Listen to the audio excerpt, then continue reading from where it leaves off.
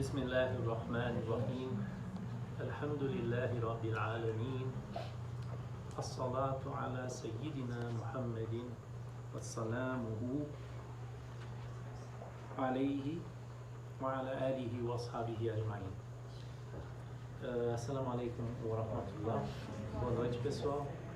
Então a gente está fazendo algumas palestras sobre os 6 pilares da fé, os 6 pontos da fé, né? E que são o quê? A crença em Allah, nos seus anjos, nos seus livros, nos seus mensageiros, no último dia e no decreto de Allah sobre todas as coisas. Então são 6 pontos de fé. E desses aí a gente já viu 2. A gente falou sobre Allah e a gente falou sobre os anjos. Então hoje, inshallah, a gente vai falar sobre os 2 seguintes, sobre os livros e os mensageiros. Tá? Vamos falar sobre os 2 juntos, por quê? Porque esses 2 pontos da fé, eles resumem o seguinte, eles resumem a comunicação de Allah com a gente. Porque Allah não se limitou a nos criar e nos largar aqui na Terra para a gente se virar e descobrir sozinho como viver e como agir, né? Ele nos criou, ele nos colocou aqui e ele falou com a gente no decorrer da história para deixar clara qual é a sua vontade e quais são as suas leis. É isso que se chama de profecia, né? E isso aí faz parte desse cuidado extremo que ele tem para conosco como suas criaturas. Por que ele fez isso? Por que ele não fez que nem ele fez com os anjos? Os anjos, ele não precisou mandar mensageiros para os anjos. Por quê? Porque os anjos já conhecem a vontade dele. Os anjos são pura inteligência. Na inteligência dos anjos não se introduz o erro, não se introduz o engano, não se introduz obscuridade. Então os anjos conhecem a verdade por natureza, de maneira que não precisam de uma revelação especial. Não só eles conhecem a verdade, como também pelo poder desse conhecimento da verdade que eles têm, eles também jamais se desviam do caminho reto. Os anjos sempre fazem aquilo que lhes é ordenado. Eles não desobedecem a Allah. O ser humano já é uma criatura de outro tipo. Ele não é que nem os anjos. Ele tem uma parte dentro dele que é parecida com os anjos, que é a inteligência dele,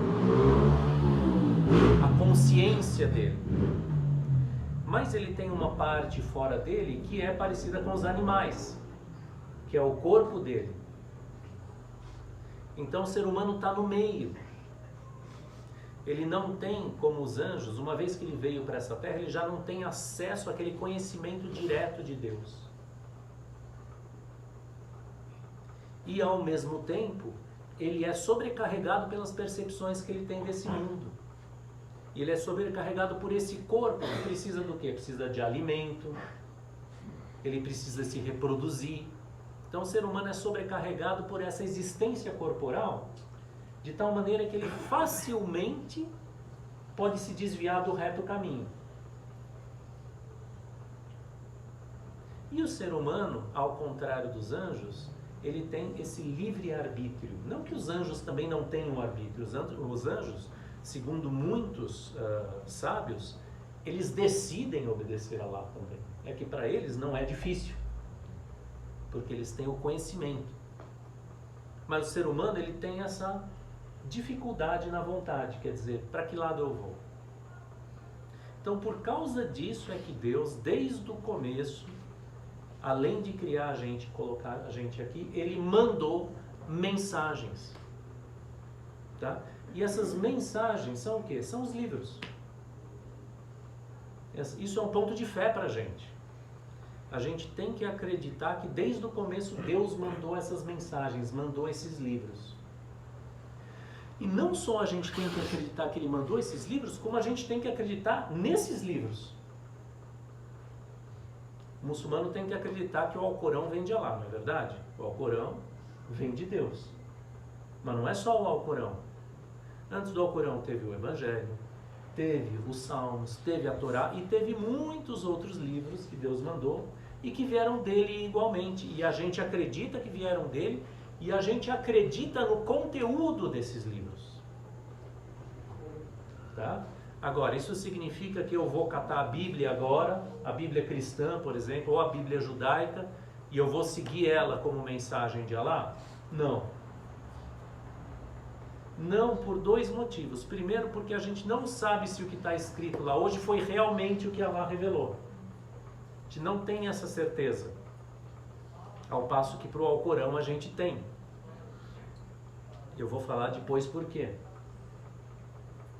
Então, primeiro, não temos certeza se o que está escrito nesses livros das tradições anteriores é realmente a mensagem que ela enviou. Segundo, que esses livros das tradições anteriores foram abrogados pela revelação do Alcorão. O que significa abrogados? Significa que eles tinham valor de lei. Mas quando vem o Alcorão, eles não têm mais esse valor de lei. Não tem mais essa característica de que eles devem mandar ou orientar nossos atos, porque agora a gente tem a última mensagem.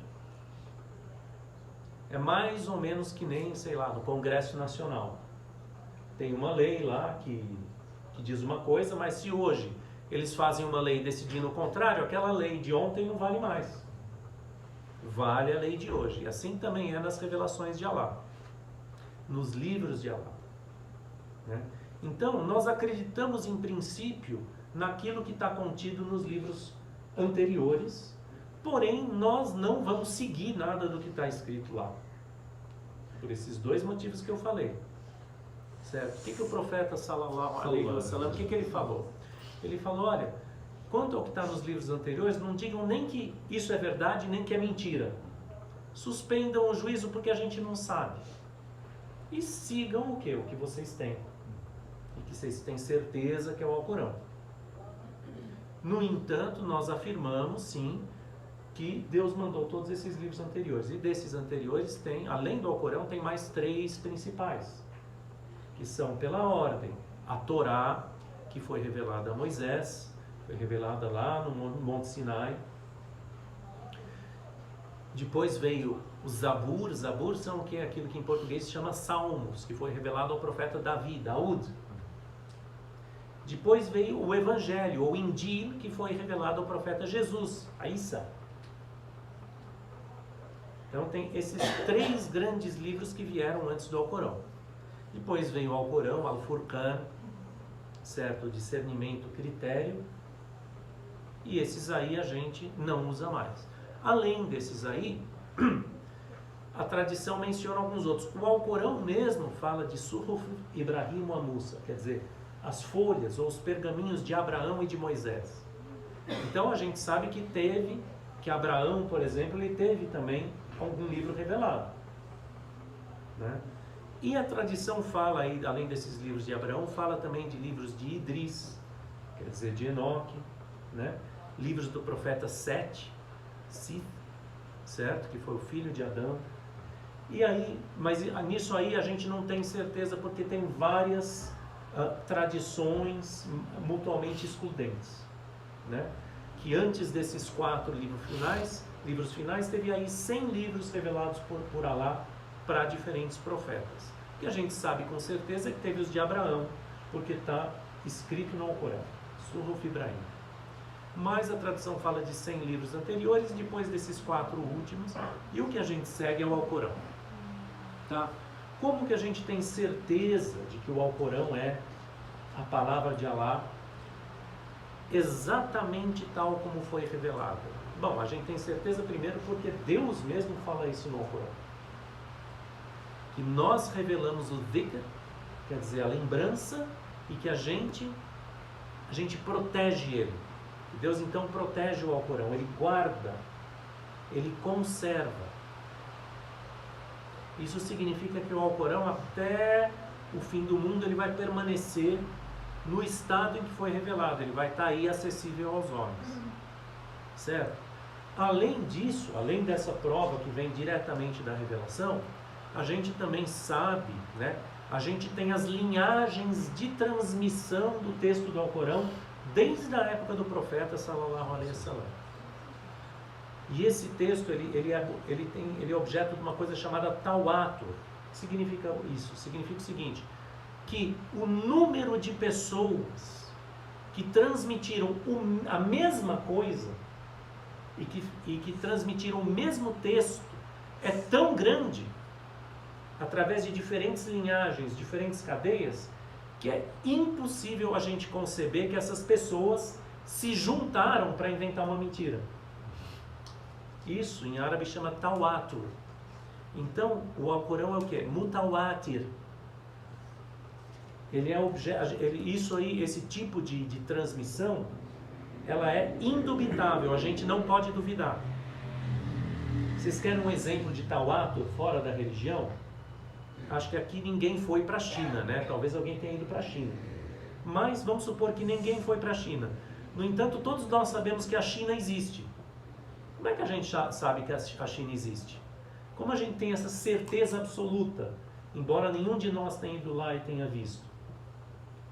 Porque o número de pessoas diferentes e que não tem relação nenhuma entre si, que já foram para lá e transmitiram esse fato, falam, olha, eu fui lá num lugar, num país chama China, todo mundo lá tem olho puxado, etc e tal, é tão grande que a gente não pode duvidar, a gente fala, não, tá certo, eu acredito que a China existe. Se você for reparar, você acredita, você não sabe, né? Então tem pessoas, está nos livros, está no jornal, esse acúmulo dá para a gente a certeza de que aquilo existe, e com o texto do Alcorão é a mesma coisa. Houve naqueles primeiros tempos, naquelas primeiras gerações, tantas cadeias diferentes de transmissão, que transmitiram o mesmo texto, que não houve dúvida de que esse era o texto do Alcorão. Então o Alcorão, desde o começo, ele tem essa característica dessa transmissão segura, indubitável, certo? E de lá para cá ele tem sido conservado não só em forma escrita, como também nos corações dos hufaz, daquelas pessoas que memorizam o Alcorão, e que se você pegar hoje uma pessoa aqui no Brasil, outra pessoa na África do Sul, um cara lá na Rússia, outro cara lá no Marrocos, outro não sei aonde, todo mundo memorizou o mesmo texto. Você junta todos eles, vai ser igual, né? Então o Alcorão, que é o último livro de Alá, em que ele preparou especialmente para esses tempos que a gente está vivendo, ele tem essa característica de que sua transmissão não se altera, tá? Então é isso. Então os livros de Alá são um ponto de fé para nós, as mensagens que ele mandou para os homens, tá? E o meio que ele escolheu, os meios que ele escolheu para mandar essas mensagens são os mensageiros, ar-rusul, tá? Que é mais um ponto de fé. Acreditamos nos mensageiros. Acreditamos que Deus mandou mensageiros, né? O pessoal, na época do profeta, sallallahu alaihi wasallam, eles ficavam falando, não, você é um cara que nem a gente, né? Se fosse de Deus isso aí, ele teria mandado por um anjo. Daí Deus mesmo respondeu no Alcorão, olha, se vocês fossem anjos andando sobre a terra, eu teria mandado um anjo também. A gente não é anjo, por que Deus vai mandar um anjo? Ele mandou um homem igual a gente, e assim como ele mandou esse último homem, que foi Muhammad sallallahu alaihi wasallam, antes dele ele mandou muitos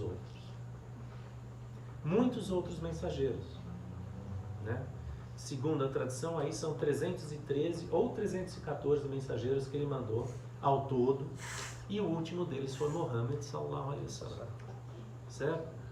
Então, agora, os mensageiros é o seguinte, a gente, qual é o nosso motivo para acreditar realmente nos mensageiros, né? Então, os teólogos aí, no decorrer da história do Islã, eles examinaram a fundo, né, as características dos mensageiros, de todos aqueles que vieram, desde Adão até Muhammad, que a paz esteja com todos eles, e eles identificaram algumas características que todos eles têm. Então a primeira dessas características é o seguinte, sidq em árabe. O que significa sidq? Significa veracidade. Nenhum deles mentia. E quando a gente fala que eles não mentiam, não é que assim, depois que eles receberam as mensagens, não mentiam. Não, não, não. Nenhum desses mensageiros nunca mentiu na vida inteira. E isso é uma coisa que a gente tem que acreditar a respeito deles. Nunca mentiram. Nem antes de receber a mensagem, nem durante, nem depois. Como a gente sabe isso? Veja, se um mensageiro tivesse mentido antes de receber a mensagem, isso colocaria em dúvida a própria mensagem. Se eu contar uma mentira para você hoje, e amanhã eu te falar a verdade, você tem direito de suspeitar. Eu posso estar falando a verdade, senta aí, muito bonitinho. Eu posso estar falando a verdade, mas como eu menti ontem, certo? Vai ficar dúvida na cabeça do pessoal. No caso do profeta Muhammad, que Allah esteja com ele, antes de vir a revelação, sabe como é que ele era chamado? As-Sadiqul Amin. As-Sadiq, quer dizer, esse cara só fala a verdade, ele não mente. Ele era conhecido por isso. E a segunda qualidade dele, o segundo atributo dele era o quê? Al-Amin, quer dizer, o confiável. Esse cara é o seguinte, ó, eu posso dar aqui, sei lá, R$1 milhão para ele, ele vai me devolver R$1 milhão amanhã. Ele não vai pegar para ele não vai chegar e falar, não, é porque eu tive que gastar, não. Ele é confiável. E essa é a segunda característica de todos os mensageiros. Todos eles são Amin, todos eles têm amana, confiabilidade. São pessoas em quem se pode confiar. São pessoas que não têm o quê? Que eles não traem. Eles não têm traição. Eles não dizem uma coisa hoje e fazem outra amanhã. Então, os mensageiros todos têm a qualidade de sidq, veracidade, a qualidade de amana, confiabilidade. E todos eles têm uma terceira qualidade que em árabe chama tabligh, quer dizer, eles transmitem aquilo que lhes foi dado. Tabligh significa você comunicar, você fazer chegar no outro alguma coisa que você recebeu. Então assim, Deus mandou lá uma mensagem. Como é que a gente sabe que o profeta sallallahu alaihi wasallam transmitiu para a gente tudo o que ele recebeu de Deus? Porque tem essa qualidade que é necessariamente presente no profeta e em todos os mensageiros. Todos eles transmitiram tudo o que eles receberam e não guardaram nada. Não retiveram nada só para eles. Então todos os mensageiros foram verazes, todos eles foram confiáveis e todos eles transmitiram tudo o que eles receberam. Isso aí são coisas que nós temos que crer a respeito deles. Tá bom? E os mensageiros têm mais uma característica que se chama isma. Isma, em árabe, significa proteção. Essa aí não é uma característica deles, pessoalmente. É uma característica do que Deus faz com eles, do que Allah faz com eles. Então Allah protegeu eles de tal maneira que os mensageiros nunca cometeram pecado. Mesmo antes da revelação, eles nunca cometeram pecado, nunca cometeram um deslize. Então o profeta Muhammad sallallahu alaihi wasallam tem uma história que a gente sabe pela sira, pela biografia dele, que uma vez quando ele era novinho, ele ainda era novo, né, adolescente, ele se perguntou, não, o que o pessoal faz quando eles saem à noite, vão naquelas festas? Ele queria saber como é que era. Então ele ia ter, acho que uma festa, acho que era de casamento, e ele decidiu ir. Daí o que aconteceu? Quando ele se aprontou para ir, Deus mandou um sono para ele, ele dormiu e acordou só de manhã, não foi. Para quê? Para não poder participar daquelas coisas que tinham coisas que eram haram, tinha bebedeira e outras coisas assim. Então Deus protege os mensageiros de tal modo que ainda que eles cogitem, não que eles vão cogitar cometer um pecado assim deliberadamente, isso nunca, porque faz parte da sua natureza não fazer isso.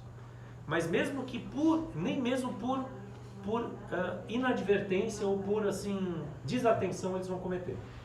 Então eles têm essa proteção de Deus de modo que eles não cometem pecado nunca, nem mesmo por desatenção, tá certo? Bom, então isso aí faz parte das características deles, faz parte das características dos mensageiros também, algumas outras coisas. Então, por exemplo, a gente sabe que um mensageiro ele nunca pode ter, por exemplo, uma doença que impeça ele de transmitir a mensagem. Então ele não pode ser mudo, certo? Ele não pode ser surdo, não pode ser cego. Ele nunca tem defeitos físicos graves, né?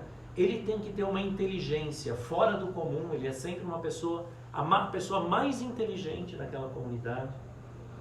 Ele tem um corpo perfeito, certo? Ele tem... ele não pode ter doenças que provoquem repugnância, como a lepra, por exemplo. Ele tem que ter uma integridade corporal, né? Então tudo isso são coisas que os sábios falaram e que a gente deve crer a respeito dos mensageiros, né? E a gente deve crer que é impossível para eles, por exemplo, terem cometido pecados, que é impossível que eles tenham mentido, que é impossível que eles tenham traído, que é impossível que eles tenham retido para eles mesmos algo daquela mensagem, né? Então os mensageiros, eles têm essa perfeição que foi dada para eles por Allah. E tem que ser assim, por quê? Primeiro, para garantir a nossa confiabilidade neles, que a gente confie neles, né? E segundo, para de fato garantir que aquela mensagem seja transmitida da melhor maneira, né? Assim como foi com o profeta Muhammad, sallallahu alaihi wasallam, foi com todos os anteriores. Todos eles tinham essas características, tá certo? E a gente sabe que eles foram um número de muitos, né? Que nem eu falei, 313 ou 314, mas entre eles tem alguns principais. Então o pessoal fala de 5 grandes mensageiros que são o quê? O povo da determinação, Ulul Azm, né? Que foram quem? Foi primeiro Noé, né? Sidna Nuh, alayhi salam. Por quê? Porque ele ficou lá 950 anos pregando. E a quantidade de gente que seguiu ele foi pequenininha.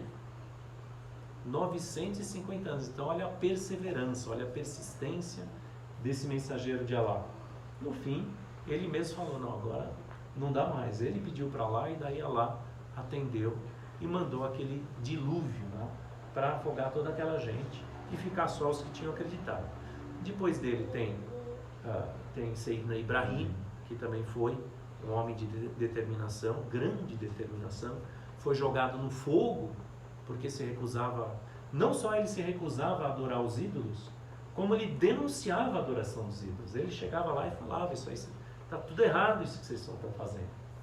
O pessoal jogou ele na fogueira. Mas Deus, que é o dono, Deus é o dono da existência, o dono desse mundo todo aqui, de tudo que tem nele. Naquele momento Deus fez aquele fogo ficar frio para Ibrahim, né? É um milagre, né? Isso aí tem a ver com aquilo que a gente já falou aqui, que Deus, ele tem controle direto sobre tudo que acontece. Não é que Deus fez o fogo lá atrás e que o fogo queima e acabou. Não, não, não. Cada vez que o fogo queima hoje é porque Deus quer. E se uma hora Deus não quer, ele não queima. Isso aconteceu com Abraão e já aconteceu com vários auliá de Allah, porque tinha gente que não acreditava nisso, então eles falavam, então bota a mão no fogo aí. E daí o cara punha a mão no fogo e não queimava. Para mostrar para aquelas pessoas que Deus tem controle sobre tudo, a todo momento. Sayyidina Nuh, Sayyidina Ibrahim, Moisés, Sayyidina Musa, é mais um dos grandes mensageiros de Allah, né? Que Sayyidina Musa, ele não conseguia, não gostava de falar, mas mesmo assim Deus mandou ele para ir lá pregar para o faraó. Aí que ele pediu para Deus mandar o irmão dele junto, Sayyidina Harun. Ele foi lá, ele combateu contra os magos do faraó, né? Ele fez coisas impossíveis, quer dizer, Deus mandou, não, agora sai com essa gente daqui. E ele saiu com os filhos de Israel, e assim, e estava lá o mar na frente deles, mas ele foi lá, ele acreditou, bateu no mar com a vara, o mar abriu. Imagina a determinação que uma pessoa tem que ter e o grau de fé e de certeza, na verdade, que ela tem que ter para poder fazer isso aí. Então foi, né? Noé, Abraão, Moisés, Jesus é o quarto, né? Que teve que também enfrentar a resistência dos filhos de Israel, que não aceitaram a mensagem dele. E por último, Nosso Senhor Muhammad sallallahu alaihi wasallam, que ele teve que ficar lá 13 anos em Meca, pregando, sem ser aceito, certo? Para depois só ele ser recebido em Medina, e no fim Deus dá para ele a vitória, sallallahu alaihi wasallam. Então,